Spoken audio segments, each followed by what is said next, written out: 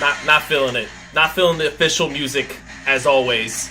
But here it is. I feel like we gotta have some consistency. We gotta start with this beautiful FightHype official theme song, officially licensed theme song, original song.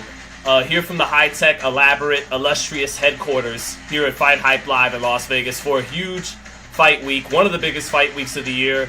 Maybe the biggest fight week of the year, but it might be, in terms of numbers, the second biggest fight of the year behind Ryan and Tank. And in terms of importance, behind a fight like Spence and Crawford, but definitely one of the most important fights on the calendar in Canelo versus Charlo. So, because we're not really flowing with the music and the intro like usual, I will cut it.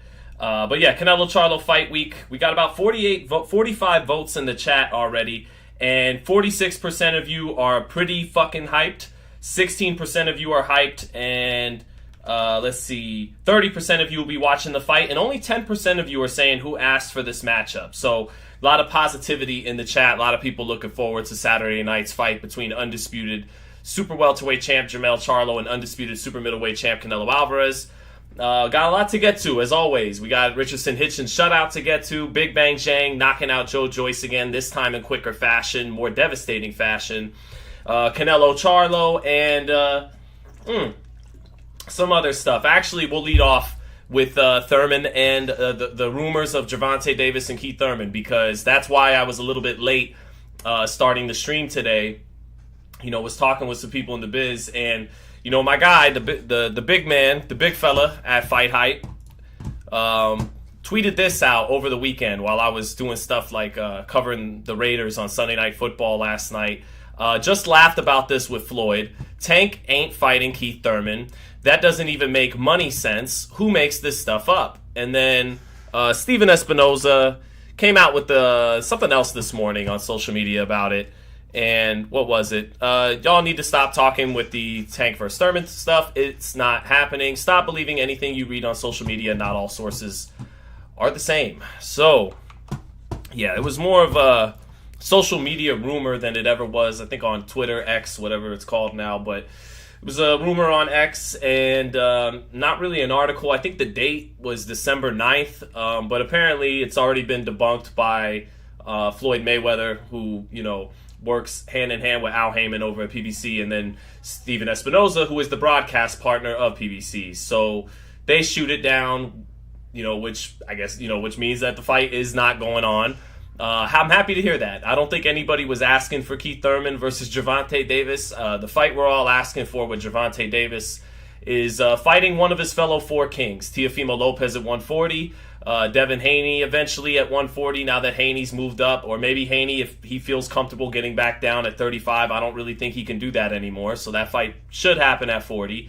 Or Shakur Stevenson at 135. Frank Martin would be a good fight as well at 135 pounds. A rematch with Isaac Cruz probably wouldn't make too many hardcore boxing fans salivate, but it's a solid fight. It's a solid fight. And might actually make more money than a Keith Thurman fight would anyways these days, you know, with the Mexican and Mexican-American fan base that buys pay-per-views. So, yeah, apparently that's all bullshit. Fight not happening in December. It was more of like a social media thing than it was an article or anything like that. So that's not going down. Happy to hear that. We all know the fights we want to see Gervonta Davis in. It's Shakur, it's Devin, it's Tio. And then beyond them, Lomachenko's a name I didn't mention, but, you know, he's with Top Rank.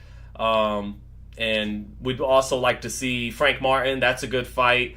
But, as far as PBC fights would go, Gary Antoine Russell at 140, but, I mean, that's not a realistic fight. Gary Antoine hasn't proven anything, hasn't won a belt.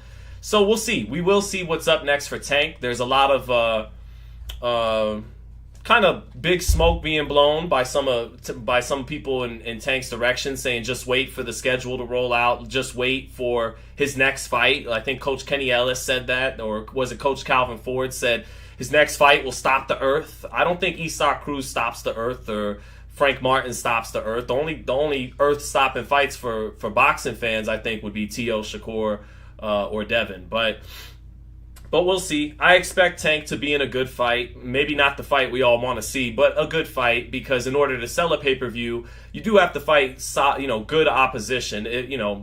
not the great opposition we're waiting for, but good opposition. And Tank has fought good opposition in Mario Barrios, Leo Santa Cruz, Isaac Cruz, Ryan Garcia. He's fought some good opponents, Jose Pedraza, of course. So, but that was years ago. But his recent string of opponents, I know a lot of people would laugh at Rolly Romero, but Rolly's a dangerous athlete who does punch hard and was undefeated at the time. Didn't know how to lose, even though a lot of people thought he lost to Mariñez. But he had a lot of confidence, and he was the bigger man than Gervonta in that fight. And Tank took his time and got the knockout, even though he wasn't that impressive up until that knockout. But Tank is one of the elite fighters in the sport. It's just that he's yet to beat another elite fighter in the sport. Same thing with Shakur Stevenson, He's an elite fighter, but hasn't truly beaten an elite fighter. He did beat the best fighter in his division, something Tank hasn't done yet in any division he's competed at. Shakur did beat Oscar Valdez, who was considered the top 130-pounder after beating Burchelt. But so yeah, that's that. So we'll see what's going on. But how many people we got in the chat? I got about 200 people in here in this lovely Monday morning. CW says, Sean, you got to stop capping for Tank. What do you mean? I don't feel like... I just want to be fair to him. He hasn't beaten any great fighters. He has never unified. He's never been considered the man in any of the 3 divisions he's fought in. So, I think I always contextualize that and point that out. But he is a ascending fighter who's really entered his prime now at 28. You would hope he doesn't hit 3-0 without facing another elite fighter. I do think that time is coming. I'm not sure which of the other 3 kings they'll make a fight with at some point, but I do think it's coming. I understand fans, wanting to see him prove that he's great and not just beat good, solid fighters, but fight another great fighter to show if you really are great. I think we'll get there eventually. We'll see what happens when that goes down. But until then, the eye test says he's very good, possibly great. The only way you really truly prove greatness is by beating someone else great. Up until then, you're very, very good. And the eye test says maybe great, So we'll see. We'll see what goes down. But we'll see. I do hope he fights one more time before the year. He's been more active lately. Not fighting just once a year, but at least getting those 2 fights in a year. But that is kind of the standard now. But so to move on to a few other things here. Richardson Hitchens had a performance over the weekend, pitched a shutout, and did some good things. But before people get to the takes about sometimes because there were some people on Twitter saying they felt the fight was boring, and I understand that, and I watched it all 12 rounds, but at a few times watching the fight in my office, lost interest, texted along because it became monotonous, and Hitchens to be fair to Richardson Hitchens, he threw combinations in his last fight against Bauza. Didn't throw combinations against Zepeda, the best fighter he'd ever fought, a guy that can punch that he was being careful with. So the things I liked from Richardson Hitchens is he's long and he's fast, and those are always... You may not be an elite fighter just because you have those attributes, but they are elite attributes. Floyd Mayweather, Terrence Crawford, right now Devin Haney, those are guys that take a lot of advantage of their length and their speed. And Richardson Hitchens has long arms, he's very rangy and very fast, and sharp up the middle with the 1 and the 2. So he's very good with his sense of distance, kind of like his buddy Shakur Stevenson. He's very good at knowing his range, knowing when to just take a half step out. So he's fast, and he has a good IQ, and he's very rangy. And it's very, very, very difficult to deal with those attributes alone.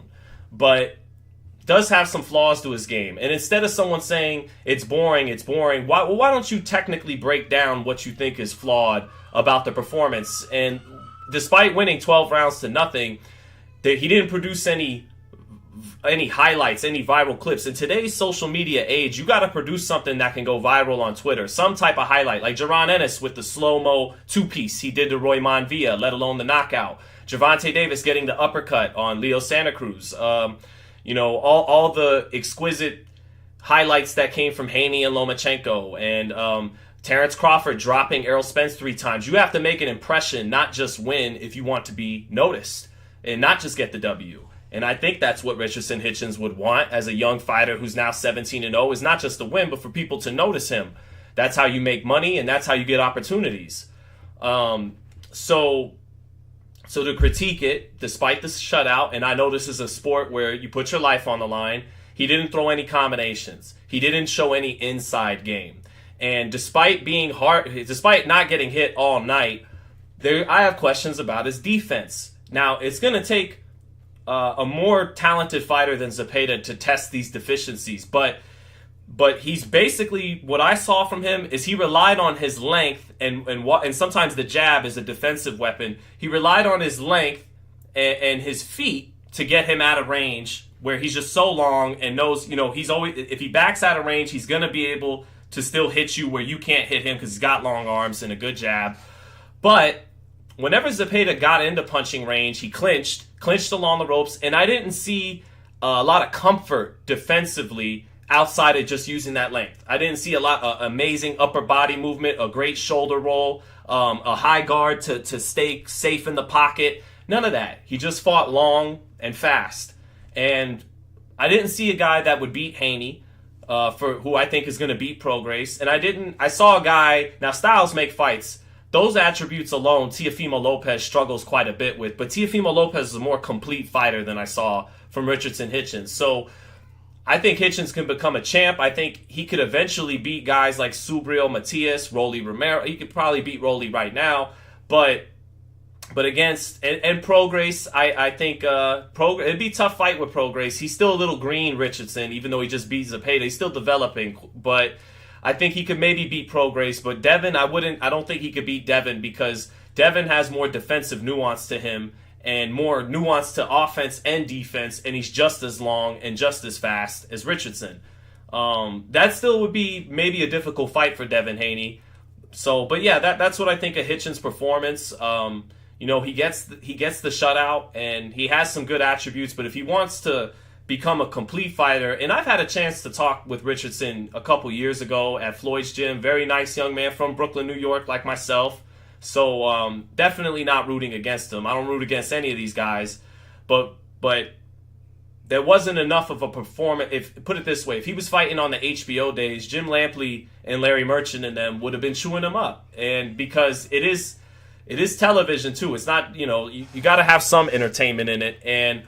And Floyd, it's funny, I saw a clip on social media of me when I had my long hair, scruffy, beard out, my hair was down to here. I was very unkempt. And Floyd Mayweather was talking to me. This is back when I was on the Boxing Voice, and he was talking about, because someone tweeted it out in reference to Richardson Hitchens' performance, and he said, these guys now, they think they're being Floyd Mayweather, but they need to watch young pretty boy Floyd. And they throw one punch at a time, no combinations, not trying to get the guy out of there, etc. And so I do think Floyd himself, people kind of bitch and moan, don't blame Floyd for everything. Don't blame Floyd for fighters protecting their own. Don't blame fighters for fighting more safe. But sometimes he acknowledges it too. He's acknowledging it in that interview from 2015 that I had with him, where he's saying, it was 2015 or 16, but he's saying, these fighters are being kind of boring, and they're fighting like I did when I was Money Mayweather, not Pretty Boy Floyd. And you can't fight like Money Mayweather when you didn't put in the work that Pretty Boy Floyd did, So, and Floyd was fighting much bigger men once he got to 47 and 54. So it's different. But that said about Richardson Hitchens, still developing, still has upside that he's tapping into. And I don't think he lacks the ability to make some of these adjustments and become a more complete fighter. So we'll see if he does that. But I do think he's definitely he's becoming one of the most formidable 140 pounders in the world. And I actually think in a way Eddie Hearn should be doing everything. Eddie Hearn should be doing everything he can to try and secure Haney for 2 fights, because I don't think his veteran's got a puncher's chance with his left hand. But short of knocking Devin Haney out, he's probably going to lose a unanimous decision, Regis Prograis.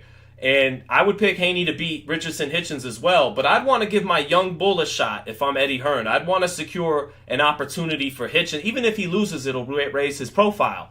And I'd want to, put my my elite American amateur pedigree guy with long arms and fast hands like Devin Haney, who's young and fresh like Devin Haney, I'd want to give that a shot, because especially since his American stable is so thin right now. I think that could maybe be a more competitive fight than Haney and Prograis. But the real fight at 140 we all should want to see in the next year is Haney and Teofimo Lopez pay-per-view. So we'll see.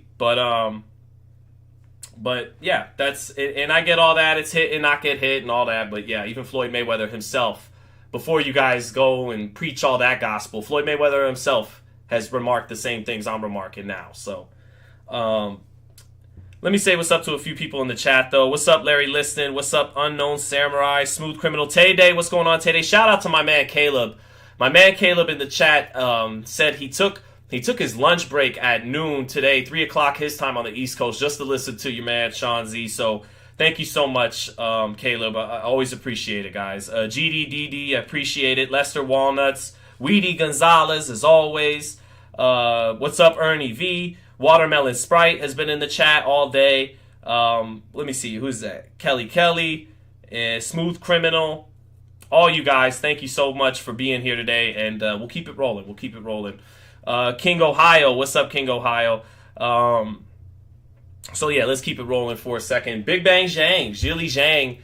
It's interesting. I was driving to Allegiant to see the Raiders lose last night to the Pittsburgh Steelers. Tough loss for the Raiders. Josh McDaniels, questionable calls down the, kicking a field goal with 2 minutes left, 2 minute 20 seconds. Just to be fair to Josh, he did go 4 wide and was a little bit more aggressive with his play calling, but all that aggressiveness left when it mattered most in that last drive, 4th and 4. But anyways, as I was driving to the stadium, I was listening to AM radio, trying to find, a football game to listen to on my way to the game. And surprisingly enough, 1400 AM out here in Vegas, this man that I've never heard speak on boxing before is talking about Big Bang Zhang's KO. And the man knew his boxing, too. And I was surprised to see Big Bang Zhang get that kind of shine on AM radio. Boxing rarely gets that kind of shine on AM radio at all, especially on Football Sunday. But apparently Big Bang Zhang's, he made waves with that knockout. Over 60 million people tuned into the first time he knocked out Joe Joyce.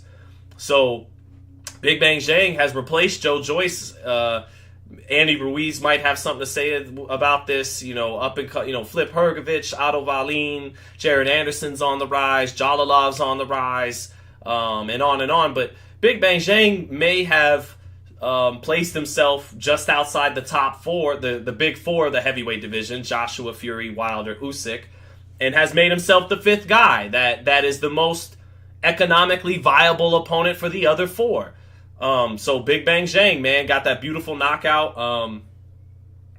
Joe Joyce tried moving to his left as a big adjustment, but he's almost 40 years old, and and I kept saying he was a gold medalist. He's a silver medalist. I'm sorry. Silver medalist Joe Joyce. Kept incorrectly saying that Saturday night. But Joe Joyce tried moving to his left, and for one round, it did make Big Bang Zhang have to look a little puzzled and have to find the range for his left hand. But as soon as he landed that first left hand right hook combination in round 2, there was a look of sadness that came over Joe Joyce, like, he's already figured out my adjustment. My adjustment lasted 1 round of effectiveness, and barely that. I thought Joyce kind of got that round because he pawed with his jab more than Zhang, who just measured with his own jab. Shot 1 straight left hand to Joyce's chest. But in that first round, Zhang couldn't get off anything because of Ishmael Salas working with Joyce on moving to his left. But didn't move to his right as all. Tried some defensive maneuvers. I don't even want to call it a shoulder roll, but tried to put his chin over his shoulder and do this cross-arm defense, kind of like Miguel Cotto would try to do sometimes. If you guys remember Cotto's cross-armed off the back foot, Cotto did it a lot better, even though he got hit a lot when he would do that move. But Joyce that adjustment got figured out quickly in the second round. You could see the sadness come over his face, and Zhang then. Zhang, the first time he hurt him, measured with the jab, and then instead of throwing that straight left hand, he put a little angle on it, torqued a little overhand on it, hurt Joe Joyce, and then the next round, or it may have been the same round, He aims to the midsection with the left hand, comes up with the right hook, and Joyce didn't even see it coming because he's so worried about the straight left hand that his eyes they don't go all the way down like that, but he changes levels with his eyes, doesn't see the right hook come in, and ends the fight. I think the third best knockout of the year behind Junto Nakatani knocking out Maloney, and Brian Mendoza for me is number one over Fundora because it came out of nowhere. It was one of the biggest left hooks ever. He was losing the entire fight. Junto Nakatani had already softened up Maloney, dropped him a couple times. Really, that fight should have been stopped already by that point. And then Inoue, if Fulton hadn't have got up from Inoue's first knockdown, that would be a contender for number one. When he hit him with the right hand and then did the leaping Roy Jones like left hook, that would have been a contender. But Fulton wound up beating the count, and maybe Fundora beat the count on that left hook too. I think he may have, but I'm just kind of because of the circumstances of how Fundora was totally dominating that fight and was becoming this boogeyman in the division, this towering inferno, and that one left hook out of nowhere ended it. That for me was the knockout of the year. So that's just me. But Big Bang Zhang did his thing. He might beat Joshua. I would favor Wilder over him. Wilder. The only thing with Wilder still is I don't know about his punch resistance. Robert Helenius didn't hit him, didn't touch him, so I don't even know what his punch resistance is anymore. If he can still take a solid shot like he did before the Fury fights, and like he did in the Fury fights to a degree, then I still think he's still the more rangy, athletic, explosive fighter than Zhang and could still knock him out. But if his punch resistance has left him, then Zhang could eat Wilder up. And then Joshua's a good fight. Zhang might beat Joshua. That's a hell of a fight. That's a very good fight. I think that's the fight that Zhang should want the most, and it's probably the most realistic fight because he's done business with Eddie Hearn and Matchroom before. That would be a huge fight. All of Britain would tune in, and all of China, most of China, a lot of China. China's the biggest country in the world, so 1/10 of the country could tune in, and it would be gigantic. So that would be a good fight. A lot of people though I saw people, other pundits on Twitter saying Zhang beats Joshua and Wilder. I don't know, and some thinking he beats Tyson Fury. Tyson Fury I continue to say he's the best heavyweight in the world, but I'm starting to finally have second guesses about it because he's really letting himself go physically. Looking at that Francis Ngannou presser, he's beginning to look like the guy that was ready to pull out of the Vladimir Klitschko rematch, who's letting himself go from okay, he's fat, but he can still fight, to okay, he's just getting too fat now. And that's where he's starting to trend. So I'm starting to get worried about Fury and his motivation. And usually when he says, I'll never fight this guy and fuck Usyk and all this stuff, it goes in one ear and out the other. That's him talking shit. He talks shit. But now I'm late. I'm late to the party. Everyone's been over it with Fury, is done with Fury. I still think he's the best heavyweight in the world, but I'm finally, like everybody else, starting to be concerned about him, if he's going to really be that guy anymore. Maybe those wars with Wilder make him not really want to face the elite anymore and go through that kind of punishment. He just wants easy fights now. We'll see. But if Fury's still Fury, Big Bang Zhang wouldn't beat Fury. Some people pointed to Otto Wallin. Otto Wallin was a good southpaw who fought well against Fury, had a good game plan. Otto Wallin, younger and better on his feet and cutting distance than Big Bang Zhang. Zhang is a plotter, and it doesn't hurt him that he's a plotter because he's so big himself that the other guy, he's always going to be in range when the other guy punches too. So even if he's not cutting distance, anytime the other guy wants to get something off, Zhang can touch him too.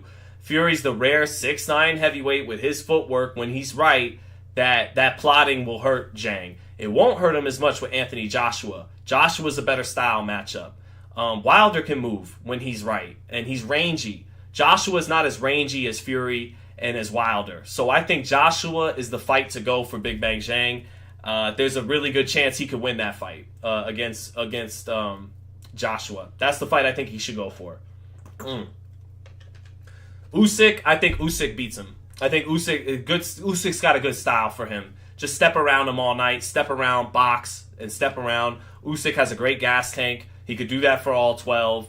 Zhang, an older guy, does fight, can't fight at a certain pace forever. And then his southpaw against orthodox angles, the straight left hand, right hook, it won't be there in the way it is again lined up against an orthodox fighter. So I think Usyk would handle Zhang by decision. But again, Zhang should go for that Joshua fight. That's a very, very winnable fight. That's almost a 50-50 fight. Weedy Gonzalez says the WBC needs to strip Tyson Fury already. We'll see.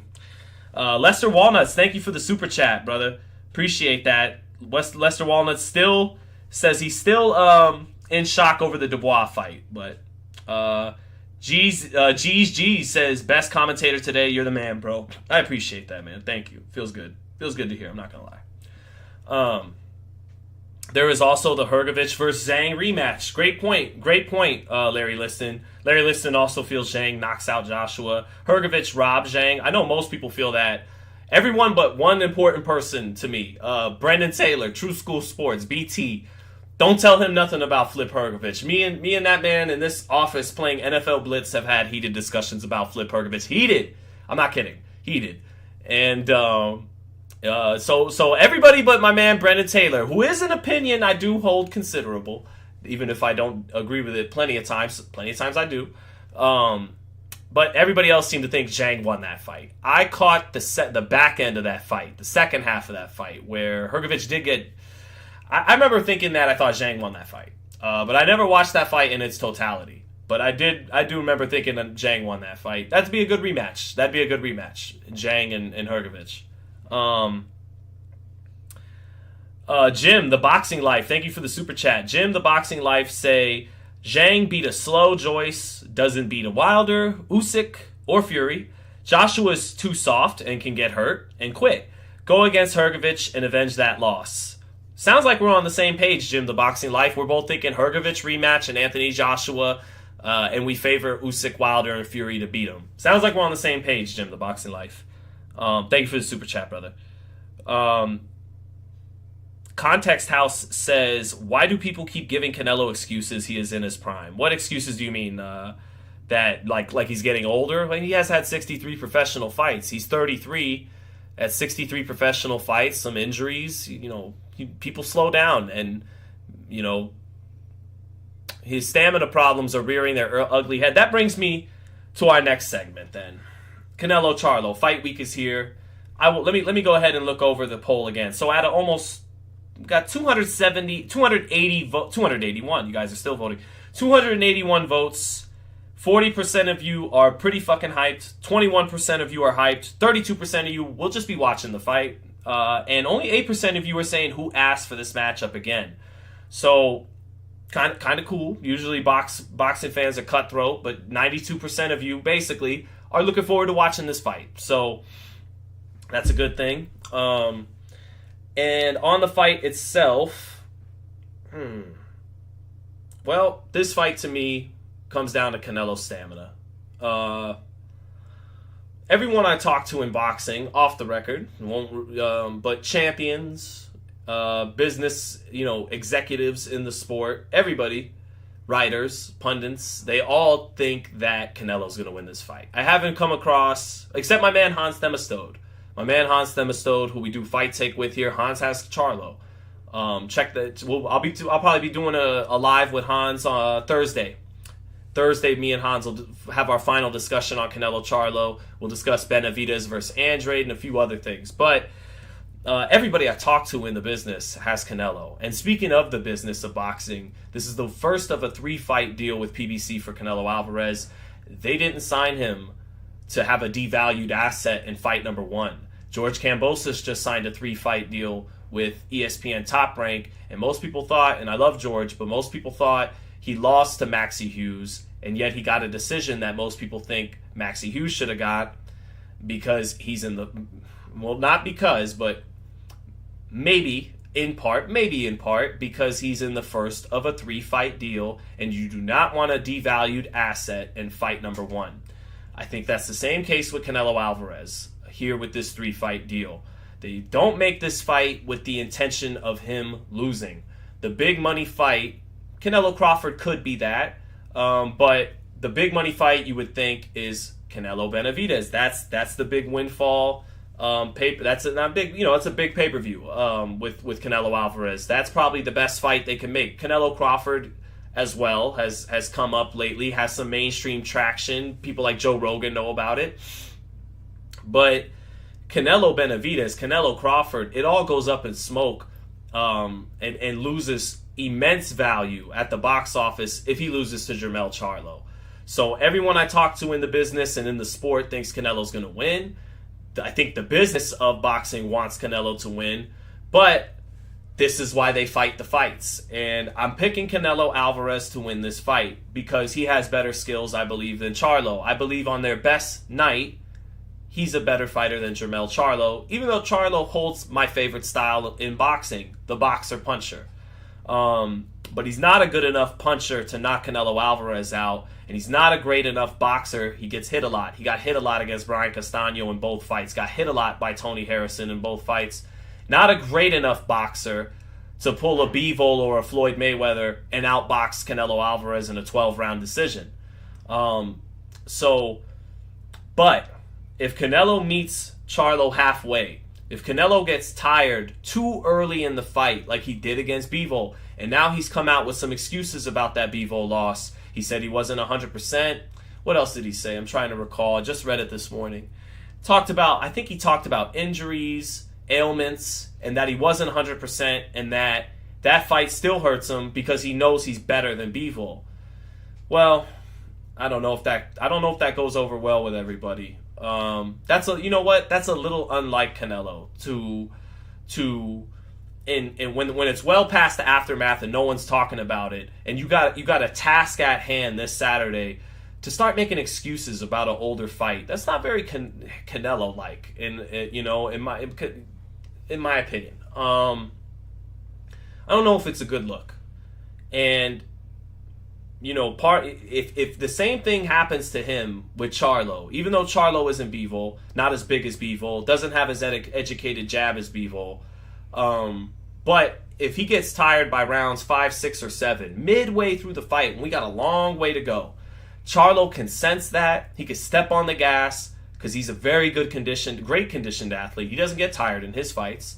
And Charlo can sense that and step it up and pull off an upset, or make the fight maybe a little controversial where some people have it scored 6-6 or 7-5 Charlo, but Canelo gets the decision. I think that can happen. I think that's in play. I'm not saying that's going to happen, but I think that's in play. I think Canelo getting fatigued earlier. Now, if he starts to need to catch his second wind by the 8th or 9th, that's fine, because that's what he did with Plant and Saunders. He took a round off around the 8th or 9th round, and that was okay. He took his round off and was able to save something for the championship rounds and finish strong, knocking both of them out. But if it's like the Bivol fight and it's only the 5th and the 6th and you already see him huffing and puffing and that skin turning red and he's sweating a lot and he's showing signs of fatigue, he could be in trouble with Charlo. He could have his hands full. Now, if he's really a rejuvenated Canelo, like he's selling us that he's a rejuvenated Canelo. I moved my camp from San Diego to Tahoe. I feel great. I feel 100%. The knee's fine. The hand's fine. I'm training harder again. Saying all the right things. Saying all the right things, and that's part of what concerns me for Canelo. Is that's what old fighters start to do. You guys in the chat that know your boxing know that about great fighters. When they start to dip a little bit, they all have those quotes later in their career, heading into a fight where they perform disappointingly, where they go, "This is the best I ever felt. I feel great. I feel great. I feel great. This is the best I ever felt." All this stuff. And, I feel 25. I don't feel 35. I feel 20. All that kind of stuff. And Canelo's kind of sounding like that a little bit. At his media workout, he got tired after his workout, and he said, "I don't know how I look, but I feel great." And I took that as, I don't know how I look because you guys have eyeballs and can see I'm sucking wind and I'm tired, even though I wasn't throwing punches at full speed and I only worked out 15, 20 minutes. But I feel great. I'm telling myself, I'm convincing myself and convincing you that I'm still the same Canelo from 3 years ago, 2 years ago, but maybe he's not. And that happens to great fighters in this sport. It happens to almost all of them. It happens basically all of them. So if that does happen to Canelo, it's not an excuse built in to discredit Jermell Charlo. It's us telling the story of the fight and of the man's career. So I will be there at T-Mobile. I'll be at the T-Mobile Saturday night. Blessed to be there. And once we get to round 5 and 6, I'm going to pull up that much more in my seat and really start to take a close look at Canelo and see is he starting to get seriously tired. Great fighters know how to fight when they're exhausted. Emmanuel Stewart always said that. But still, I'll be looking. Now, X's and O's beyond stamina. Charlo has the length and the jab and the footwork and the talent, speed and combinations to put together a hell of a fight if he could fight the perfect fight. But Charlo against Castaño didn't hold the center of the ring. Even when he knocked him out in the second fight, he got pushed from rope to rope to rope to rope. He couldn't use the jab like Bivol did to pivot off in the center of the ring and create different avenues, different escape routes to stay in the center of the ring and not have to, go back to the ropes. Stay in the center of the ring behind an educated jab. Charlo doesn't have that jab that Bivol did. Doesn't have the defense of Floyd Mayweather. Doesn't have the constant heavy jab of Golovkin. Doesn't have the southpaw constant jab and 1-2 moving around the ring of Erislandy Lara. He likes to fire off combinations at mid-range, even though he's a tall guy. He doesn't always fight tall. He bends down, he bends his knees and gets a wide base sometimes, does Charlo. And he likes to exchange. He's a boxer-puncher. He's not a pure boxer. And I think him liking to exchange, him liking to throw his combinations at mid-range, even up close with his back against the ropes like he did against Castaño, it's not gonna work out as well for him against Canelo Alvarez, who's gonna be punching so much harder than any man he's ever fought, going up to 168.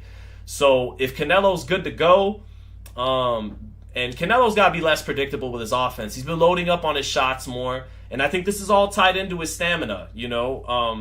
When your stamina's not as good, you don't have the energy to do all that upper body movements, his beautiful upper body movements he does. It slows down a little bit. I'm tired. Let me just high guard it and walk forward a little bit more. I'll still move a little bit, but not the same, all that shit Canelo does so great. And then same thing with the offensive creativity. When you can't let go of 3 or 4 or 5 punch combinations and only 1 or 2 at a time, you start loading up, and he's been loading up more. Here, pawing with the jab, and here comes the right hand, letting you see it. Canelo's got to get back to using his jab a little bit more, using all his tools.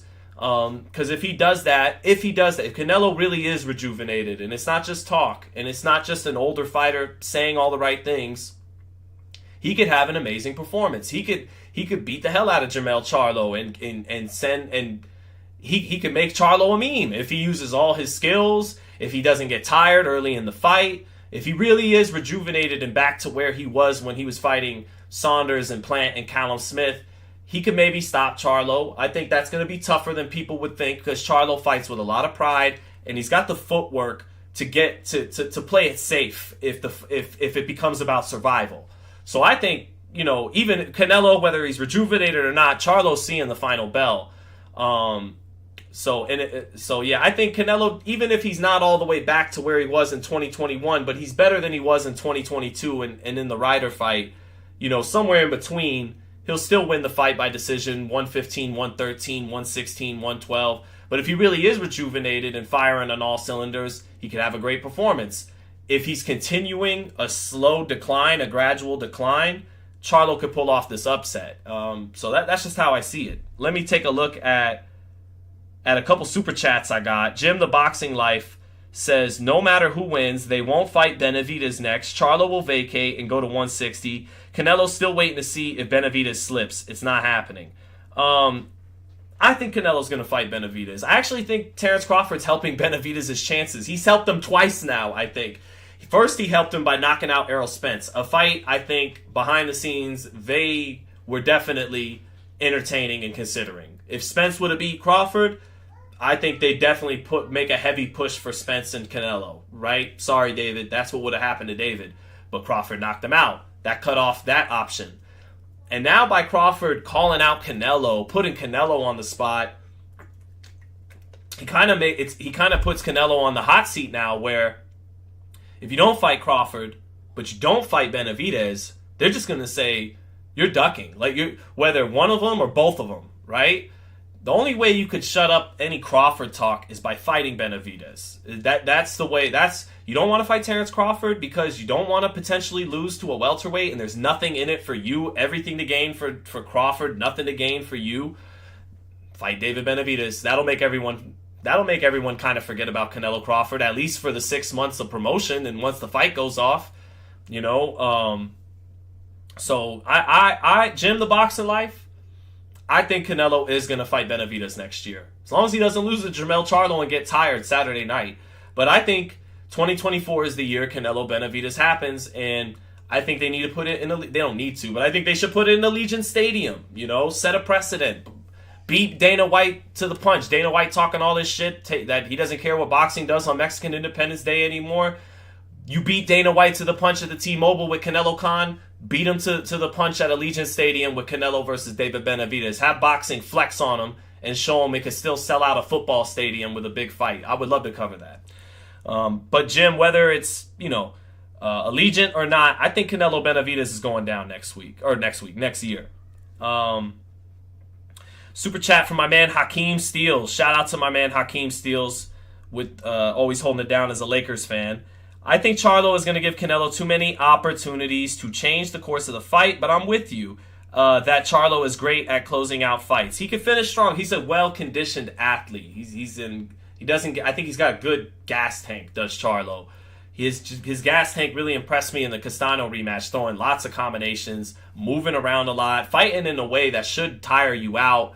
And he only got better as the fight went on and won by knockout. But his inability to hold the center of the ring, give himself escape routes behind his jab to keep turning Canelo in the center of the ring, keep him on the end of your long arms, great distance control with a great, busy, educated jab. He's got a good jab, but I don't ever see him, not ever, but I mean he made Jason Rosario seizure on the ground with a jab to the stomach, and I've had seizures, so I could do that joke. But we know he's got a thudding jab, but sometimes he doesn't change the speeds on it. He doesn't use it to measure a guy to set up another shot.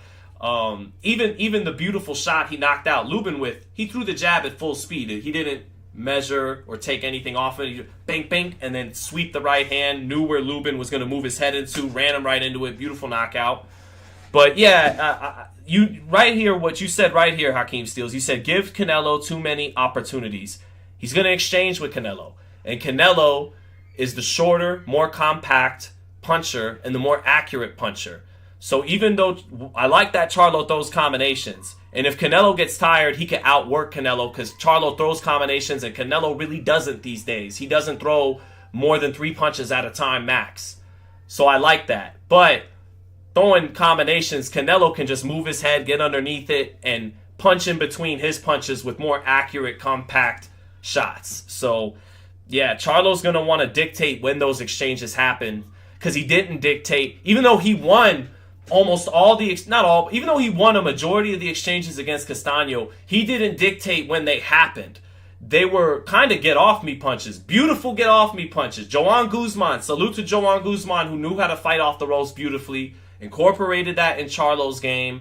And Guzman's the guy who's going to have the tricks up his sleeve that Charlo's going to need for this fight. Not Derek James. Shout out to Derek James, the knockout artist teacher. The guy who made Charlo a knockout artist at 54. But you ain't knocking out Canelo. And the Derek James style isn't what's going to get it done against Canelo. He's going to need more of the Joan Guzman tricks and flair to get this one done. But, yes, he threw those. They were almost get-off-me punches. And that's not going to work with Canelo. You can't just get backed up rope to rope and then expect to fight off the ropes against him and win the exchange. It's not going to get it done.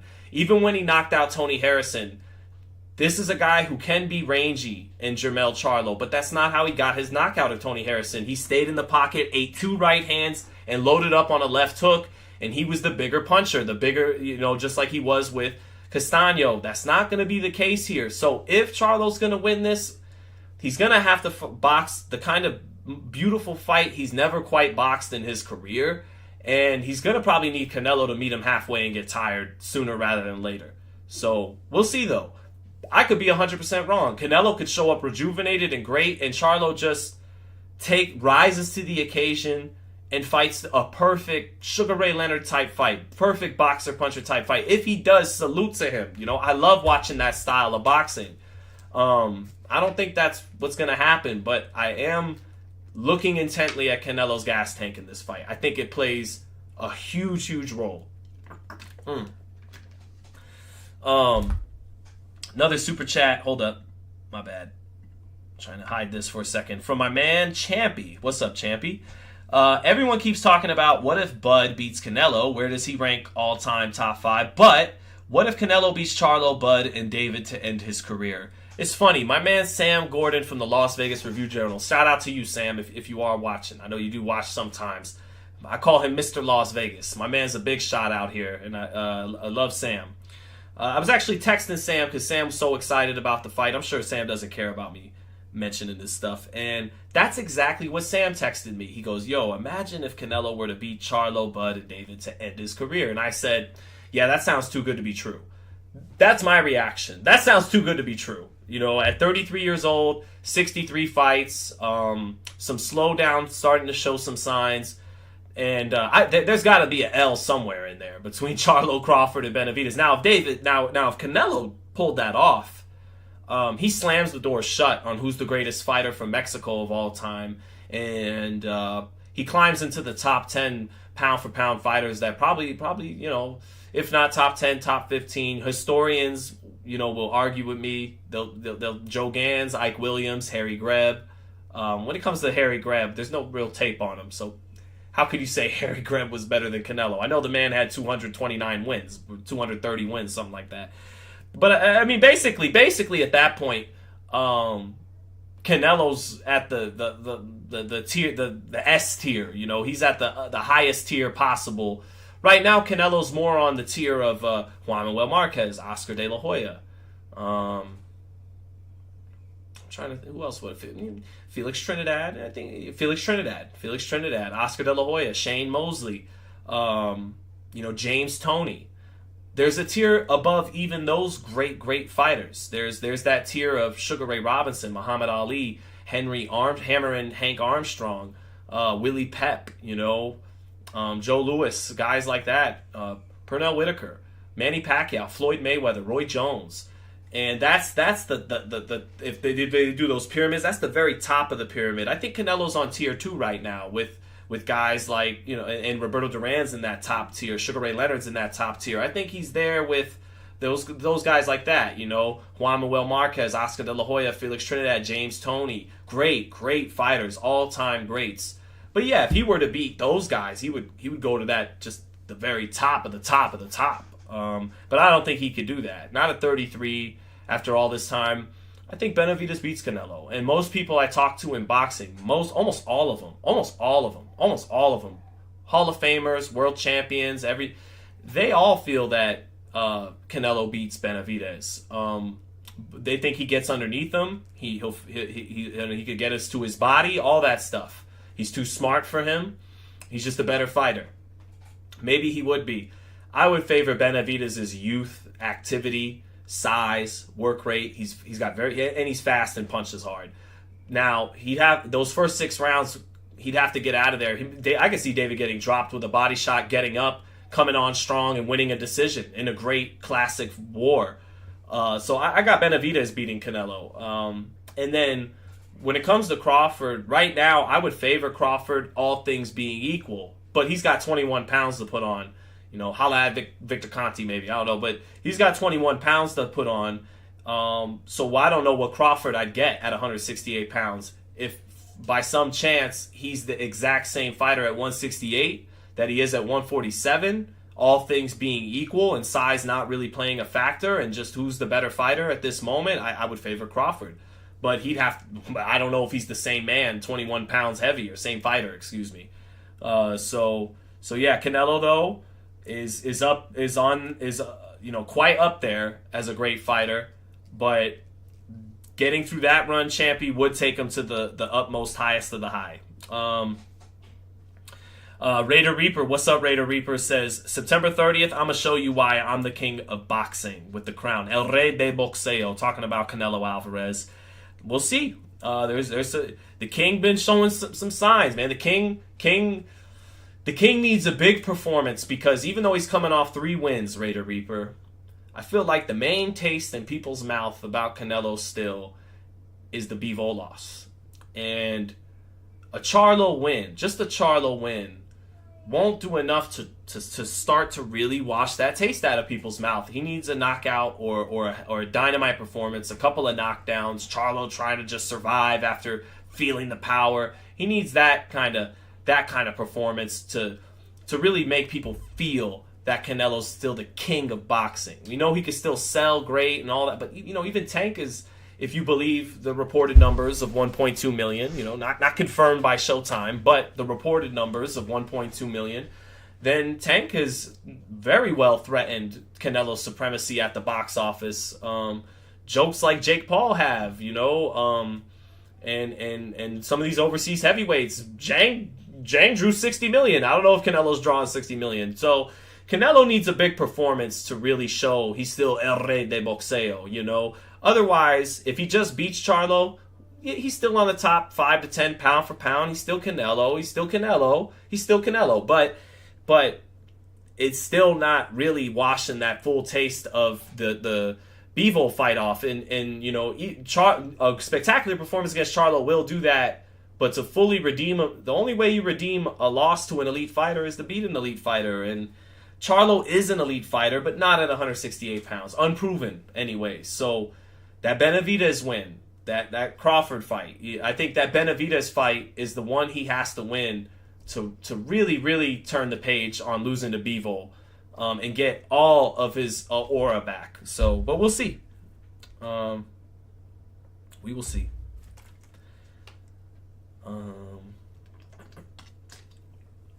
JVX88 said, "What do you smoke, bro? I need what you smoke." Lots of different strains of weed. Tell me what you smoke to be that delusional. Where's the delusion, JVX88? Where is the delusion? I'm curious. Ashley Schaefer, Kia said, "Yeah, but Tank with Ryan 1.2 mil without 230K. Let's see how he does without Ryan. Maybe Ryan was the biggest draw. Well, we'll see. They needed each other." And they promoted it well. They got to the youngins, to the people who don't even know shit about boxing. They got them to buy the fight. That's very important. Let me see. Still waiting on what I was tripping on from old boy. Can you really quick talk about where Caleb Plant can reascend in the division and how he does that? Says Unknown Samurai. I don't think he does that. I was responding to GDDD. Okay, JVX88. Disregard. You guys have a good one. Sometimes I misread that. But let me see. Lester Walnut said Benavidez is mid. I got Canelo watching him while taking him to school. Body shots will break him down and slow him down. School skills. Am I crazy for thinking that Canelo can drop Benavidez early to the body and that Benavidez can get up and win a decision? Kind of dominating the second half of the fight as Canelo. David gets better as fights goes on. He got hit less and less against Caleb and got better and he figured things out, made some adjustments. I still think he didn't fight smart in the first half of that fight. Maybe this could be an excuse, but maybe emotions played a role in that. Lots of bad blood, lots of want to send you to the fucking hospital and all that. Canelo, he would just want to win. It would just be about getting the W against a great fighter. So maybe he would do things like use his jab better from round one instead of reaching for power shots like he did with Caleb. Styles make fights too. He has to reach for power shots because Caleb's feet were excellent in the first half of the fight and wouldn't allow David to set his feet to shoot off that jab. And so David, trying to get creative, started reaching for power shots, started getting counterpunched. You reach, I teach. Caleb Plant did that to him a lot early in the fight, but David only gets better as the fight goes on. Canelo likes to fight at his pace and likes to take a round off at some point in the fight. So I could see that just being a great war where Canelo actually drops David early to the body like everyone expects. But the kid gets up, the man gets up, and he fights. He really pours it on in the second half of the fight and hits Canelo and hurts Canelo not stops him, not drops him, but hits him in a way that other fighters haven't. Even Bivol didn't really commit too often to hit him with anything too hard. He just did enough to outpoint him, was fought intelligent. But Benavidez, if Canelo gets tired like he did against Bivol and becomes a sitting duck on the ropes like he does sometimes, I think David will really put some hurting shots on him that you're not used to seeing Canelo hit with. So that's what I think. I think it could go the way people think it will go. Canelo's this and that early, drops him to the body, but then Benavidez, with his hand speed, his combinations, his size, his youth, he turns that fight around and could win a decision. So I think we see it next year. I'm going to probably put some pressure again after the fight to try to get that done next Cinco de Mayo. I don't think if Canelo wins, there's any more time, any more reason to build it up. I think the fight's ready. Cinco de Mayo, put it at Allegiant, and there's a good chance you get to do it twice. You could do that fight. I know they got two. If you're worried about devaluing your asset in fight number 2 by making the Benavidez fight too soon and not getting all 3 fights with Canelo at peak marquee value, I think you could. It's going to be good enough that the 3rd fight could just be Benavidez part 2, even if Canelo loses. And then not just that, but now you're greatly enriching a 26-year-old asset you've been working on forever. And David Benavidez, that'll make David Benavidez can never be as big as Canelo probably because he doesn't have red hair, because he's not fully Mexican, and he's not from Mexico. But he could be a star in his own right, and he would be if he beat Canelo in a big fight. And so it would make you a new star. So that's why I really hope. Not at Allegiant. Keep saying the big dog. I know. I want to see it at. Maybe I'm getting too infatuated with Allegiant Stadium, covering some Raider games there. But I can't help, while I was watching the Raiders not beat the Steelers last night on Sunday Night Football, I couldn't help but think they should have Canelo Benavidez here. Couldn't help but think that. And Big Dog, you already know. Price the lower 20,000 seats as if it is T-Mobile. And then everything else from that is gravy on top. Just sell cheap seats from everything above the top 22,000 seats like a T-Mobile. Everything's gravy on top. Here's your $50 seat to be in the nosebleed and see 2 little dots in the ring and watch the fight up on the screen. So, but at least you can say you were there. That's how I feel about it. And come on, BT, we got to clap back at Dana White. We got to beat Dana White to the punch as having the first big fight at Allegiant instead of UFC. It's got to be boxing. So, let's see. Canelo versus Jake Paul at Allegiant. BT is a money man. He don't. If it makes dollars, it makes sense. Canelo versus Jake Paul. I'll watch Canelo stop. Will I get Canelo versus Benavidez at some point? I'll allow it.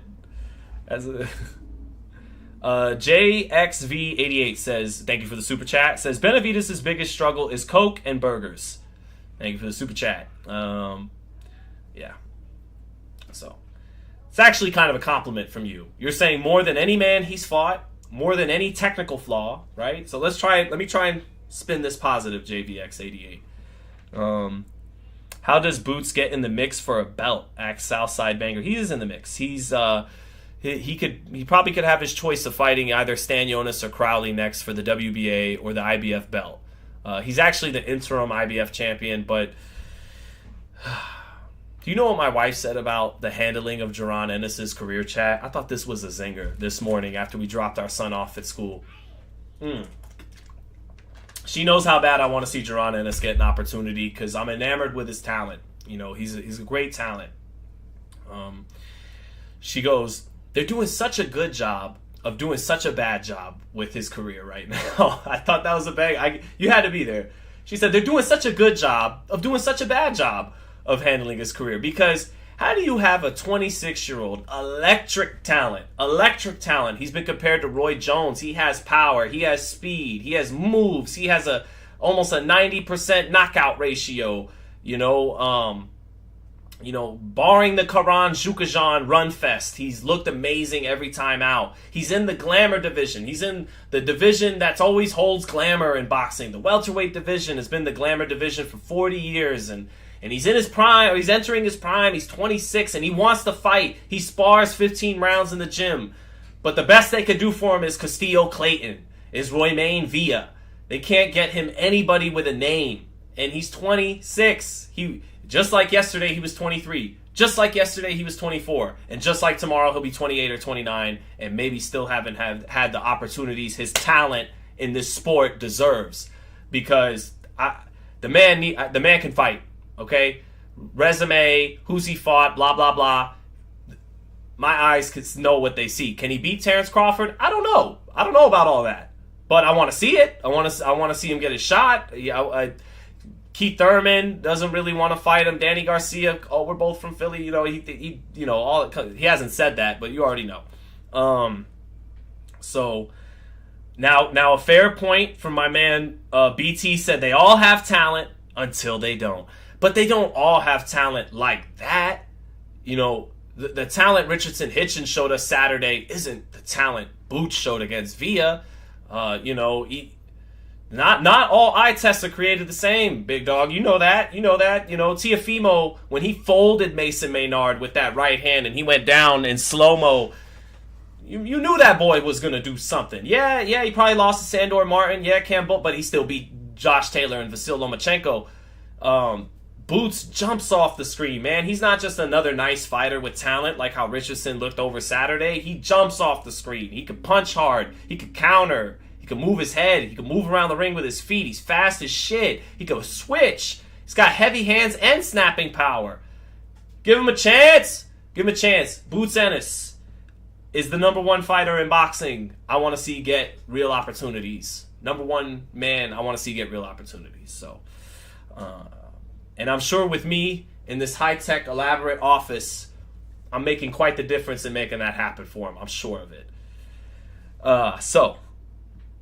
Let me see. Super chat from Jameson Childress. Shout out Jameson, the family of Josh Childress, who was on the cover of College Hoops 2K5, legendary cover.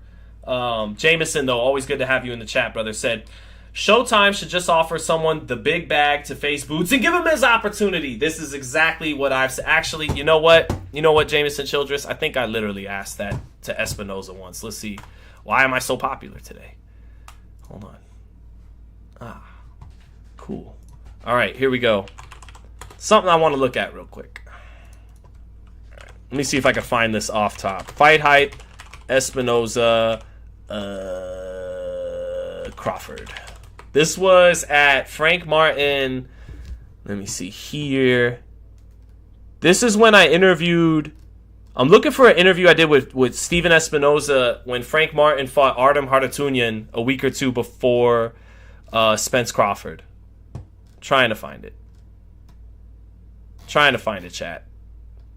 Because I asked him in the interview about exactly what Jameson Childress just asked. Like,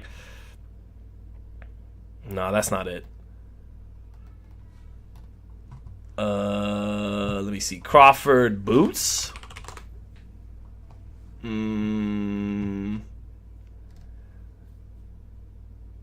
this it? This might be it.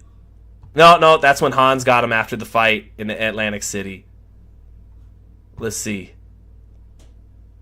Nah, that's Hans's interview again. Forgive me, chat. If I could really dig it up, maybe next. I'll be live a couple times this week. Maybe I'll have it ready on standby for the next live. It's an interview I did with Espinoza. Let me get out of here then. It's an interview I did with Espinoza after the weigh-in for Frank Martin and Artem Hardatunyan, week or two before Spence Crawford, and I asked him, because I knew Crawford was going to win that fight because of his counterpunching, I asked him, if Crawford wins, because, obviously you want to do a rematch and this and that, but if Crawford wins and is dominant, blah, blah, blah, would you ever consider, because Crawford is 36 years old and Boots is a 26-year-old asset that you've signed to Showtime, even though he's not a PBC fighter, you signed him to Showtime, so you've invested in him, right? Would you basically overpay Crawford to make him take a fight with Ennis that he wouldn't really want to take because there's no belt on the line, there's no new achievement for him to get, it's just this great opportunity for Jaron, and if Crawford wins, if he wins, they get to say, who was Jaron Ennis? What did he ever do anyway? So what does Crawford get out of it? I get that for Crawford. But for Espinoza and Showtime, I mean, I look at it like, it looked I could it looked like you overpaid fighters over the last half decade or so at various points. Maybe you didn't, but I don't know. So why not overpay for this fight with a guy where it's kind of worth it? Where if Jaron Ennis wins, you've lost money in the short term, but maybe in the long term, now you have this asset at 26 years old that you can make fights with for the next 5 to 10 years, and make that money back and then some. But I think that I'm with you, Jamison Childress, but it's not my money. Very easy for me to say when it's not my budget, it's not my money. So, but I'm with you. I would love it if Espinoza and Showtime said, you know what, we got Boots under contract, We'll overpay. We'll spend money in the short. We'll lose money in the short term, hoping we get it back in the long term. If Boots can pull off this upset with Crawford, I mean, talk about a gamble. Boots would be an underdog. I don't know how well that fight would do on pay-per-view. And even if Boots were to win that fight, does he really become a pay-per-view star?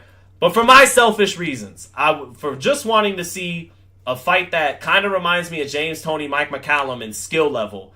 And the level of exchanges and boxing, boxing skill we would see in that fight, I would love for that to happen. Thank you for the super chat, Jamison Childress. So, let's see.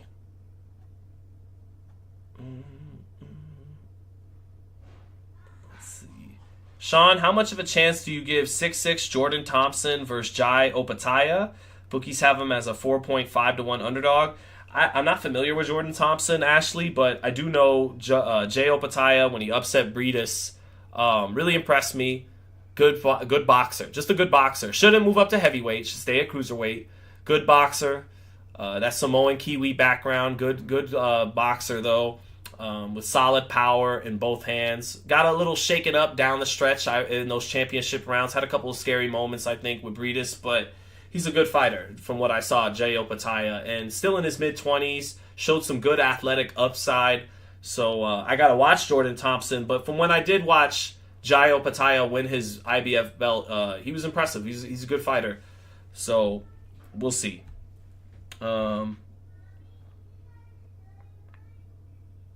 Jay Hizzy, Sean, not to distract from conversation, but you worked on Boxing Voice. How long was that? I worked with Boxing Voice from 2014 to 2018. Yeah. And then I believe my first fight here at FightHype was Adrian Broner versus Jesse Vargas in Brooklyn. And then a week later, Jarrett Hurd fought Eris Landy Lara here in Las Vegas. So, yeah, that's what kicked off the FightHype career. And now we're the biggest channel in the planet. That's a nice thing. That's a good thing. I'm happy about that. But like my man BT always says, can't stay stagnant. We got to stay hungry and keep going hard, finding new ways to have dope coverage. And I'm hungry. I'm hungry heading into fight week. I want to show everybody I'm not going anywhere and that I'm hungry. I want to get interviews that the boxing fans are watching all week long at Canelo Charlo. It starts tomorrow, Tuesday, grand arrivals. Wednesday instead of Thursday, like usual. Wednesday's the press conference. Thursday's undercard stuff. Friday's weigh-in. And I'm hungry, man. I'm hungry to provide really good content for you guys like I am every big fight. So hopefully I fulfill that for everybody. So also be doing my lives. Thursday with Hans, and then Friday, either Friday night or Saturday morning, I'll have like last thoughts before getting to the arena kind of live. And we'll rock. But Andrew Castellanos, thank you for the super chat, says Spence versus Virgil Ortiz at 154 would be fire. Underrated if Ortiz can show he's the same. I mean, what if Spence can show he's the same too? I would, based off of how Spence looked last time out, I always thought Virgil had a chance against Spence, even at the peak of how people felt about Spence as an undefeated welterweight champ. I always thought styles make fights, and Virgil had the firepower to go toe-to-toe with Spence. But there's so many question marks about both of them right now, Andrew. I know Virgil posted over the weekend he felt great in the gym and he's ready to beat the whole world. That's great. It's good to hear that from him. But he's got to show he can make it to a fight, that his body won't betray him. And then as for Spence, he did not look good against Terrence Crawford, and it wasn't all just Crawford looking absolutely, amazing that night and sharp as a knife, but it was also it was also Spence did not look very good by his standards. So I don't think any version of Errol Spence would beat Terrence Crawford that night. No way, no how. But yeah, Spence didn't look that great himself. So we got to see, Andrew, what we get from both guys going forward. There's huge question marks around both fighters right now. But stylistically, it definitely would make a great fight, them at their best and healthy. Jameson Childress, thank you again, brother, for the super chat. Jameson Childress dropping $10 on me. Said, Boots is suffering from what I call the opportunity paradox. He hasn't fought anyone, so he can't get the big names. But how can he get the big names if no one will fight him? Indeed. And fans will be intellectually dishonest about that very valid point you just made, Jameson Childress. That's why I love you guys in the chat, because I feel like we're building towards a strong IQ in this chat and in these lives, you know. I got to continue to get better, continue to grow more and more balls, you know, to say things that maybe I'm not always supposed to say, and not for the sake of saying it, but because it's true. And so I got to continue to grow, but I feel like, you know, we're growing into a high IQ chat and live, and that point you made is extremely valid. And some fans will be intellectually dishonest because of certain biases. They like, not to make it racial, but some of the same fans who will realize that point for Boots didn't realize it for Golovkin 10 years ago when he was in the same paradox. When you ain't fought, you know, you haven't fought anybody, but no one wants to fight him. So what's the guy supposed to do? Stay busy and look great each time out. Boots tries to stay as busy as possible, looks great each time out. Golovkin did the same thing. Some of the same people who would give Golovkin that hall pass, right? Oh, what do you mean? Golovkin's top 10 pound for pound. Let's not talk about the resume. Cotto doesn't want to fight him. Sergio Martinez doesn't want to fight him. Canelo's taken years to fight him. So, you know, have intellectual honesty about saying his resume isn't all that. Those same people, their biases won't allow them to give Boots that same benefit of the doubt that they gave Golovkin 10 years ago, and vice versa. Some of the same people giving Boots that benefit of the doubt didn't give Golovkin that benefit of the doubt 10 years ago. But it's a valid point, Jameson Childress. He's stuck in that paradox right now. He hasn't fought anybody, so no one has to fight him. Everyone could play that he hasn't fought anybody card. What's Boots done?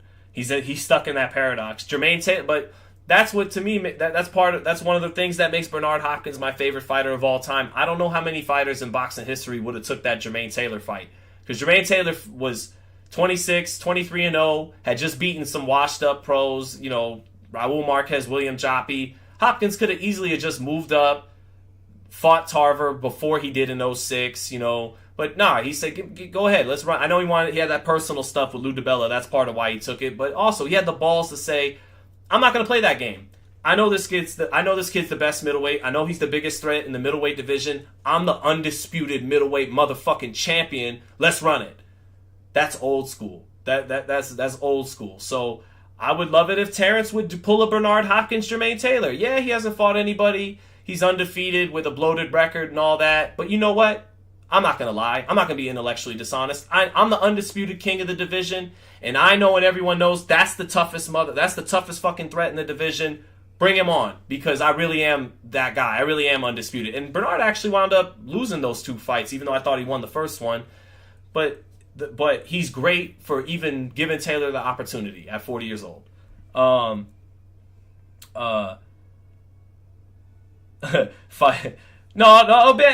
BT, Bernard could have fought Winky Wright. He could have moved up and fought Roy Jones. Even with Roy coming off a L to Glenn Johnson and Tarver, could have fought Roy. Could have fought Winky Wright, who just did 500,000 pay-per-view buys with Trinidad, because he fought Trinidad. Winky probably had nothing to do with that, but he could have fought Winky Wright, who was in Busta Rhymes remix music videos at the time. Jermaine Taylor wasn't in the Touch It remix with Papoose and Busta Rhymes in the music video with Trinidad. You were there. You know who wasn't there? Jermaine Taylor wasn't there. Famous rappers were there. Jermaine Taylor wasn't there. So he could have fought Winky. He could have fought a smaller, older fighter with no punching power. Winky, he eventually did and beat him. But, you know, he could have fought Tarver, which he eventually did and beat him. You know, he could have fought Calzaghe, which he eventually did and should have beat him. Knocked him down in the first round. But Taylor gave B-Hop that opportunity. Now you're just being blasphemous. And I don't care if it is your channel. You're just being blasphemous now. Moving on to Lester Walnut's Super Chat. not to go off topic, but why did Barroso beat the shit out of Rolly like that? Sheesh, I just rewatched it. Rolly won that fight by stoppage. He's the WBA super lightweight champion, and that has zero to do, Lester Walnuts, with the fact that he gives me interviews that are really fun and really funny, and that I like them, and that we get tons of views off of it, and that I make money off of it. It has nothing to do with that at all. He beat Ismael Barroso with no controversy, and he is the WBA super lightweight champion. Okay? Okay. Thank you for the super chat, Lester Walnuts. Damn it. I know. Cap, HBO wasn't paying for B-Hop versus Winky Wright the same way they were paying for B-Hop versus Taylor. In caps, I was there. All right, you're right. No, you are right. I'm not just conceding here. I was just being a Bernard Hopkins fanboy. Why don't you let me live? You're right. You're right. B-Hop versus Taylor. Because okay, Ben, I was there as a fan. I was actually at the fight at July 16, 2005. I was there. Wasn't there like you. I wasn't outside. But HBO, you are correct, because HBO loved Jermaine Taylor. It was Jermaine Taylor that made me realize this man, Jim Lampley, that I love and is a great commentator, could be biased as all hell sometimes. It was Jermaine Taylor who made me realize that. Who got more phantom right-hand calls from Jim Lampley than any other fighter I've ever seen. And you're right. HBO loved Jermaine Taylor. He had the WNBA wife. He won the bronze medal. Good-looking kid. 6'1". Could punch fast. All that. Well-spoken. HBO. What I'm talking about right now with Boots Ennis at 26, what I feel like Showtime should be doing for him, and they're trying to, HBO was in fact doing for Jermaine Taylor. They found a way to put enough money on the table to secure a fight for their 26-year-old asset that they really believed in and wanted long term. And they got it for him. And he technically won. And it didn't pan out. So maybe that's why HBO's not around anymore. But that's okay. I'm still going to recommend that you did what they did anyways, because I liked HBO and I liked Bernard Hopkins. So, let's see. What happens when Showtime leaves boxing? Well, that's all rumor right now. We don't know if that's really a thing. I will ask Espinoza that tomorrow though. So I'm sure he'll one way or the other clear it up. So we'll see. It'll be interesting. Yeah, it's not like a reporter or anything. I don't know. We'll see. If Showtime left boxing, I don't know. The show goes on, man. The show goes on. I wouldn't be a good thing. I mean, Showtime knows boxing. These some of these other, like DAZN's production value isn't half as good as Showtime's. Showtime knows how to make a pay-per-view fight feel like a big fight. So Showtime's done an amazing job for boxing in the last 30, 40 years. So, we'll see. We shall see. For all we know, they're about to go on another fucking huge run for 5 to 10 years. Who knows? So we'll see. We will see. I do understand their ratings have tanked on Showtime Championship Boxing. They're doing their thing on pay-per-view this year, no doubt about that. But they're struggling to get over 150,000 views. They're struggling to match FightHype's views, on some of these fights. So that's not a good thing. A lot of different networks are struggling with that right now. So we'll see what solutions they come up with. They're smart people. We'll see.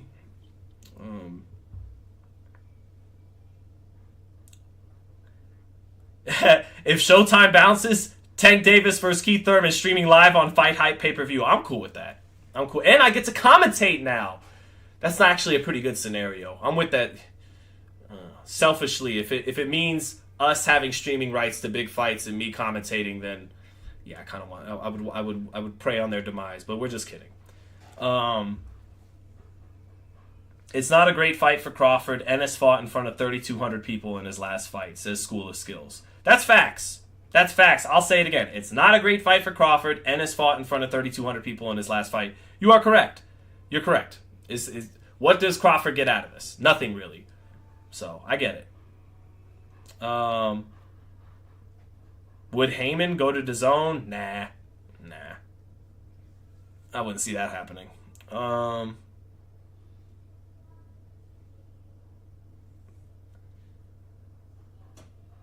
Hopkins was good, but Joe Kawasaki was better at beating him. Beat Roy Jones, made him look silly in the ring, retired undefeated. Well, I mean, Joe Kawasaki's a special fighter. He was a special, unique fighter, great fighter.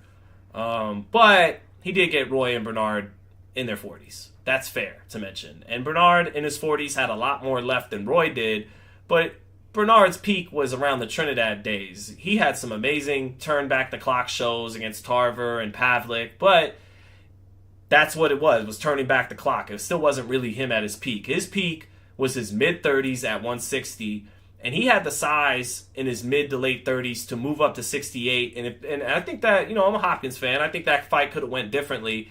Bernard still almost beat him at 43 years old, at 75. I think 37-year-old Bernard, 38-year-old Bernard, moving up to 68 around the time he was contemplating moving up to 75 to fight Roy in a rematch, or even cruiserweight to fight Tony.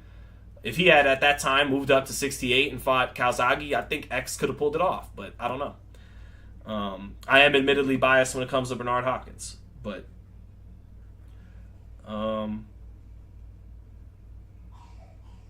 in your opinion, Sean, why do you think regular streaming numbers aren't doing as well as the pay-per-views? Well, I think a lot less people probably have the Showtime app now. A lot of people are cord cutting. A lot people are cutting cable from their packages. And Showtime, the way most people had Showtime traditionally was it came a part of a cable package with 200 plus channels, whatever.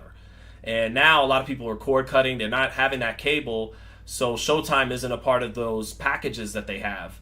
That's why it's going to Paramount Plus, because Paramount Plus is getting millions and millions of subscriber base that cable is bleeding every year now. So when they put on fights people actually want to see, and they're on pay-per-view, everyone still knows how to basically purchase a pay-per-view. And you don't need a Showtime subscription to purchase a Showtime pay-per-view. You do need a Showtime prescription to watch Showtime Championship Boxing. And with everybody cord cutting and cutting cable, that's less of those 200 plus channel packages. People are narrowing it down. They're getting their Disney Plus app. Maybe they're getting their NBA League Pass, their NFL League Pass. They're getting their premiums. They're 3 or 4 or 5 premium apps, and they're calling it a day. They don't feel like they need those 200 plus channel packages anymore. So that's hurting Showtime. On the flip side, even though ESPN's gotten their ass kicked by Showtime when it comes to pay-per-view level fights, it's been the opposite level of domination on regular ESPN Top Rank cards versus Showtime PBC regular boxing cards, Showtime Championship Boxing versus Top Rank ESPN cards, because ESPN is everybody. So many people do have ESPN Plus. Even the trimmed down cable packages that people still have, or certain television plans people have, ESPN's essential. It's going to come in every single television plan. All of them. Showtime is not as essential. It's so ESPN probably has way more subscribers than Showtime does. So by the nature of that, they're gonna outperform Showtime fights, even when they don't have a superior product that night. So there's been some times they've went head to head and Showtime had the better fights on than ESPN, but ESPN got better ratings because it's on the worldwide leader of sports, ESPN. So that's me maybe going in a little above my head. Talking business. I'm not some business major. I did go to college and graduate, but it was a Bachelor of Arts, the shittiest degree they give you at college. So that's not exactly my expertise, business, but that's me observing and analyzing it the best I can. So that's why there could be smoke where there's fire with the rumors of Showtime exiting, because they're struggling to get good viewership. I mean, it was thought of as bad viewership getting under 500,000 views. Now they're struggling to get to 200,000 views, 150,000 sometimes on these cards. So that's tough. That's not good numbers. So we'll see. ESPN probably isn't even thrilled with the numbers Top Rank gives them at 500 to 800,000 views. I'm sure they would want more. Something, they're used to getting college football ratings on Saturdays in the millions and in the millions. So it's not like they're being blown away by Top Rank's product. And we don't even know what's going on with the budget at Top Rank, because they're not making a whole lot of big fights. Tio versus Taylor and Haney versus Lomachenko are the two that come to mind. But outside of that, I don't know. hasn't blown anyone's socks off, and then DAZN Matchroom, forget it, they're done. Like they've become almost irrelevant in the United States, you know. So you can't say they're done. It's not over till the fat lady sings, but yeah. My man BT saying, what was the last championship boxing card they put on? Serious question. I think it might have been Frank Martin versus Artem Harutyunyan. We were there. Chat, am I wrong? There had to have been a Showtime championship card between now and then, right? That was 2.5 months ago. Chat, has there been a Showtime championship boxing since Frank Martin, Artem Harutyunyan? And then Espinoza also did an interview and an article with Abraham Gonzalez, good writer I definitely respect in boxing, talking about the fourth quarter schedule not being as busy as the previous 3 quarters. So if we're coming off a third quarter where the last fight we had was 2.5 months ago, just off the top of my head, please correct me, chat, if I'm wrong, then how do you pare down from that? So we'll see.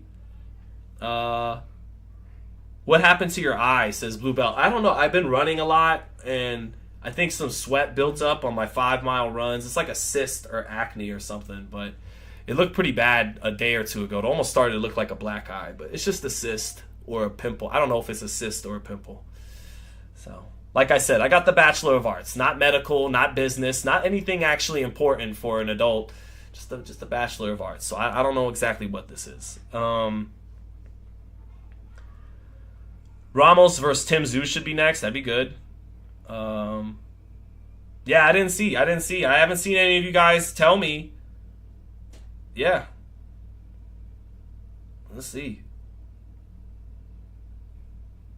The boomers are moving forward, so cable is dying, says Weedy Gonzalez. Yeah, man, it's only a matter of time between my mom. My mom still watches. I don't think my mom will ever cut the cord. But, man got a sty. A sty. That's it, right? A sty. See, I didn't even. I guessed wrong twice, Sweetie Gonzalez. Chris Adamondi says, boxing as a whole is in trouble. Less and less people are watching. More people care about the misfit stuff than these boxing fights where the best don't fight the best. Yeah. We'll see. My man Big BT, the big dog here at FightHype, says the shift in pay and lack of real mainstream stars has moved championship boxing level events to pay-per-view. That's real talk. That's very true. It's true.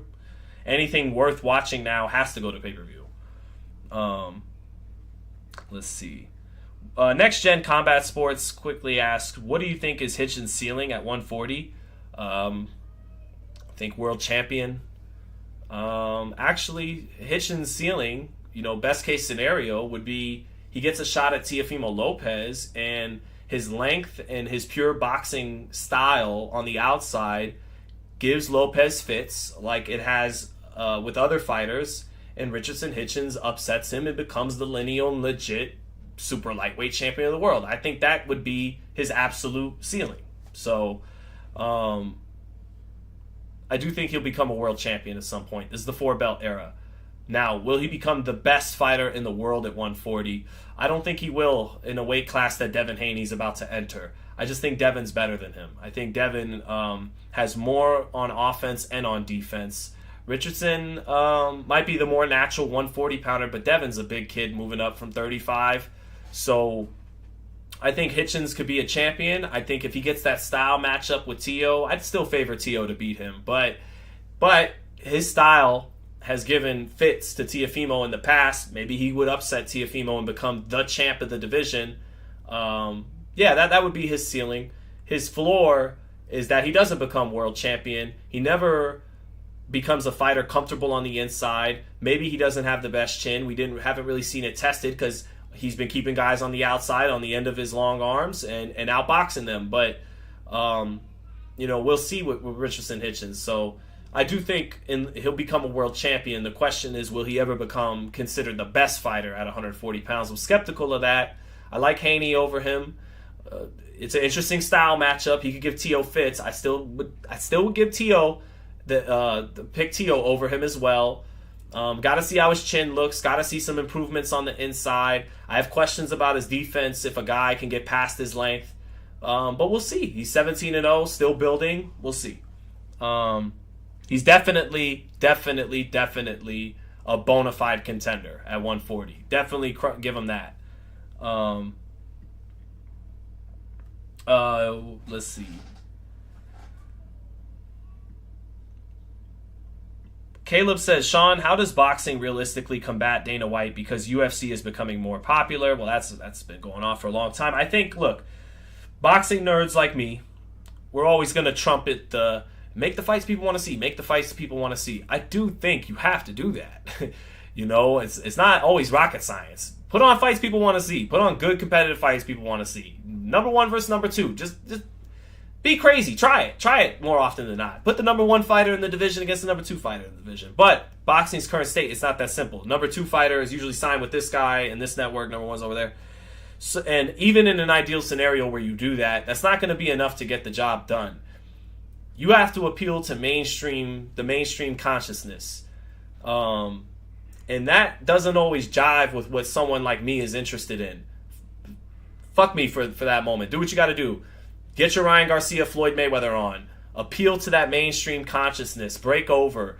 It's not enough to just fight really, really, really, really, really, really good unless you're from a country that's just going to support you because of what like Roberto Duran from Panama or Manny Pacquiao from the Philippines or Canelo Alvarez from Mexico. But even that's not fair to Pacquiao and Duran because Canelo got something about him. The ladies like him. He's got red hair. His nickname means cinnamon. People think he's Irish.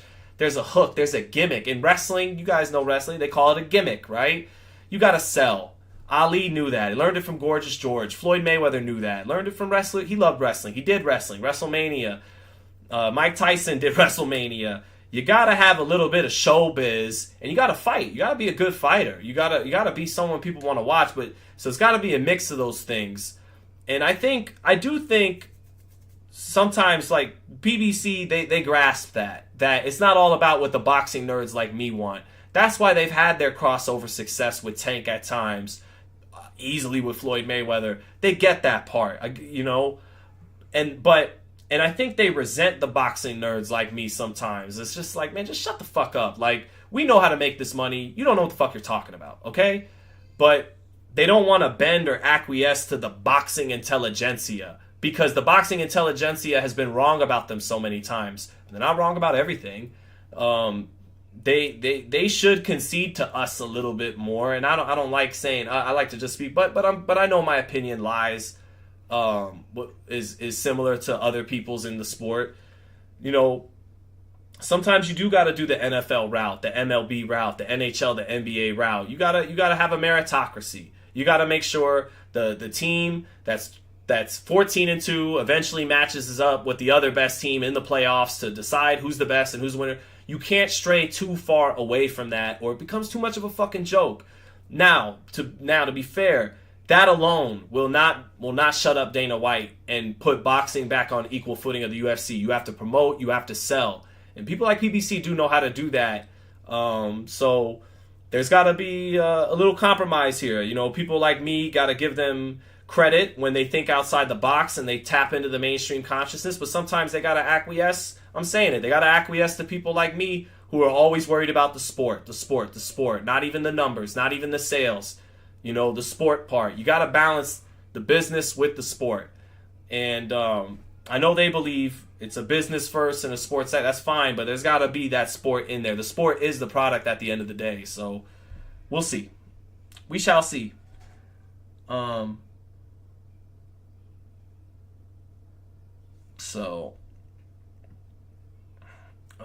think.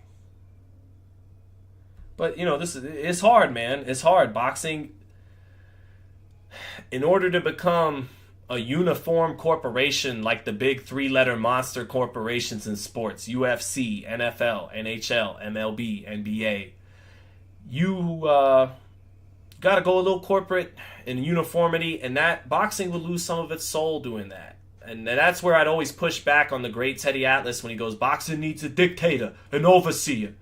Because I'm sure Teddy doesn't like dictators, but his point is that's basically what boxing needs.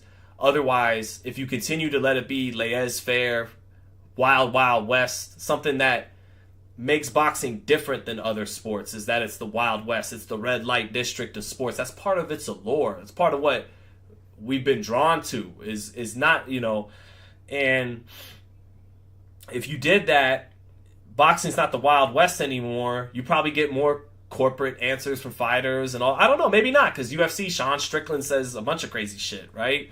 And all that, but, let them say some shit Dana White disagrees with politically or something like that, and we'll see if he lets them talk crazy,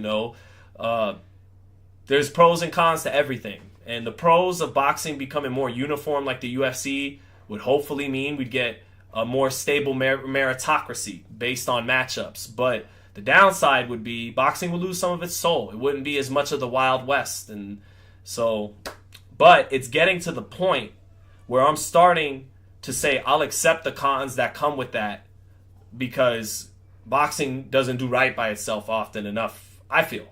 So, we'll see. Andrew Castellanos, I probably still wouldn't want the dictator role. I'm freedom-loving American. Let the Wild West. If we fuck it up, let us all fuck it up together. It's ours to destroy. But Andrew Castellanos said not only 1 and 2 has to fight, but so does 4 and 5 has to happen. Like Loma and Mikey Garcia. I was so disappointed that they didn't fight. Well, again though, it's tough. I agree with you, Andrew Castellanos. I totally agree with you. I wanted to see Mikey and Loma fight. I did not want to see Mikey and Spence. I don't think any of us hardcore boxing people really wanted to see Mikey and Spence, right? But guess who did? Part of the mainstream consciousness did. That fight sold like almost 300,000 buys. It sold almost 50,000 seats inside a Cowboy Stadium. They thought outside the box, and it made them more money, which makes it that much harder for me to criticize them, even though I'm totally with you, Andrew. I wanted to see Mikey and Loma, but Mikey wound up making enough money that he basically got to retire a couple fights. He did retire a couple of fights later because he made a windfall of cash by fighting Spence. If he had fought for Bob Arum against Lomachenko, he'd have made a shit ton less money. And these guys risk their lives, not for my amusement and enjoyment and all of that, but they risk it for money, to make a living for themselves and their loved ones and their families. So I'm with you, Andrew Castellanos. I didn't want Mikey Garcia to fight Errol Spence. I wanted to fight Lomachenko. But if he would have done what I wanted, he'd have been a lot less rich and wouldn't be able to speed around in as many Lambos and make Robert Garcia almost shit himself when they speed in a Lamborghini and all that. Those are things that make him happy. What would have made me happy is him fighting Lomachenko. So it leaves us in a tough spot, doesn't it? In situations like that. But the only way we could get better is by speaking truthfully about it. So there you go. Thank you for the super chat, Andrew. Next gen combat sports, that's funny. So yeah. Because the problem is, if they do what we want, like some people in the chat are saying, Elite 8 tournaments and all that wonderful stuff, in the short term at least, because here's the problem is, that won't make the most money possible for boxing, probably, at least not for the first 5 years. You would have to make those fights so consistent that it becomes the norm, and boxing as a whole, as a product, not the individual stars themselves, would begin to elevate as a sport. But that's hard. It's more messy and it's tougher in boxing, because boxing goes as its stars go. It's not this. It doesn't have these brands like the Dallas Cowboys and the Los Angeles Lakers, and it's they go as the stars go. And sometimes if you're gonna get stars, you're gonna have a Canelo Bivol moment if you always do the best versus the best. You're gonna get your stars that actually sell tickets beaten by guys that no one cares about. And so in the short term, sometimes boxing will economically shoot itself in the foot by doing what's right. But the hope would be, in the long term, as a rule, boxing would over long time benefit and become more healthy by doing that. So, but it's tough. Who wants to lose money in the short? It's not our money. It's not. We're not putting on the lights at T-Mobile Saturday night.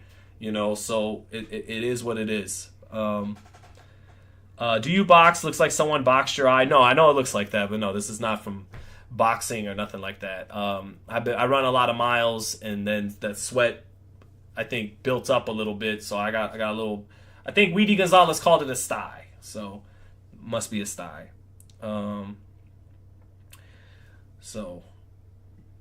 But I think that's about it, man. My mouth's starting to get a little dry.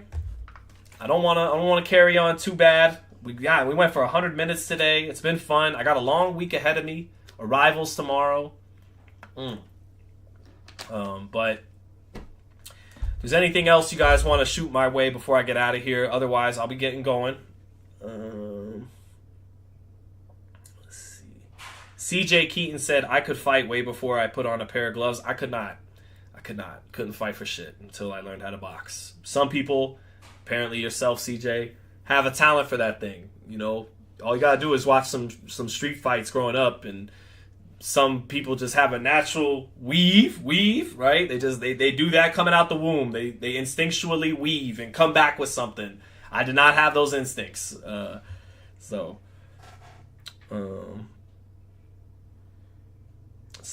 Connor Ben asked, "What's up, Tay Day? Great to see you, Tay Day." Connor Ben, he looked okay. He did his thing. I don't know, man. It's a funny situation, isn't it? PEDs in boxing. Yeah, I think that's good. Connor Ben, I don't know.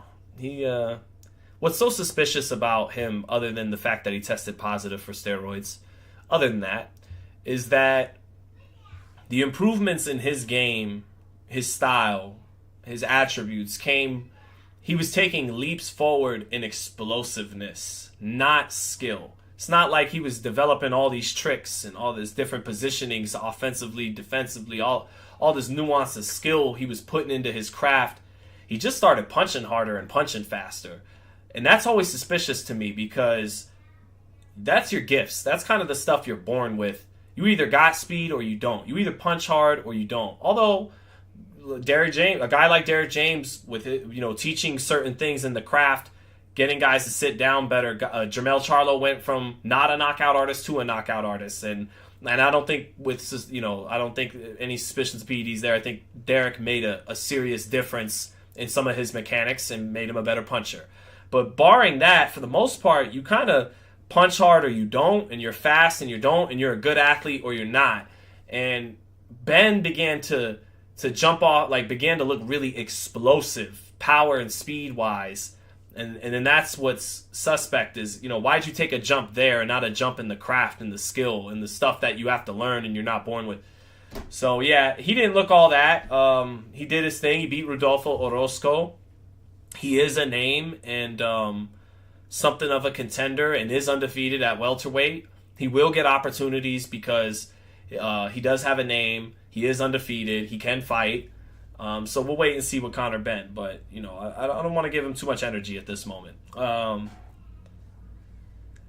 Malcolm X Box says, it makes American boxing look bad that Ben could piss dirty and get banned from the United Kingdom, but the United States lets him box here. That's true, Malcolm X Box. Although that is also from the Florida State Commission, not the Nevada State Athletic Commission and all that, but we'll see. Yeah, it's still not a good look. It's still not a good look for that they did that, but